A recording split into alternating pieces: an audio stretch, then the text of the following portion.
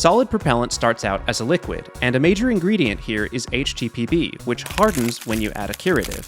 Here's how that works. HTPB, or hydroxyl terminated polybutadiene, is essentially lots of long chains of polybutadiene, and that's just like a synthetic rubber. But the HT in HTPB stands for hydroxyl terminated, which means that on the end of each one of these polybutadiene chains, there are OH groups. To use an analogy, these groups are sort of like magnets, but they're all polarized north, so they don't want to link up with each other. Anyway, one day this man walks in and he wants to make a rocket motor, so he pours MDI into the HTPB. MDI is methylene diphenyl diisocyanate, and we're going to ignore those first two words for the most part. You can think of these two as just being like a ring in our analogy. The rings in the chains don't do anything without that third word. An isocyanate is a chemical group with one nitrogen, one carbon, and one oxygen in a straight line, NCO. The carbon in here is really hungry for electrons, and good news, the OH groups have lots of free electrons. In our analogy, that means the NCO group is like the south pole of a magnet, and since this is a diisocyanate, that means we have two of them. There are two south poles around this ring. When the MDI is poured into the mix, all these chains and rings start linking up via the magnets. The more these things link up, the harder the mix is going to get, which means that that process slows down over time. And importantly, if your ratio changes or your mix is off, things will not cure properly. If we have too many rings or too many south pole magnets, this is going to weaken the mix because we have a lot of extra material floating around that isn't binding to something else. And if we don't have enough rings, it's going to have roughly the same effect. The propellant will be soft. So the propellant needs an even distribution of the right amount of MDI to cure properly.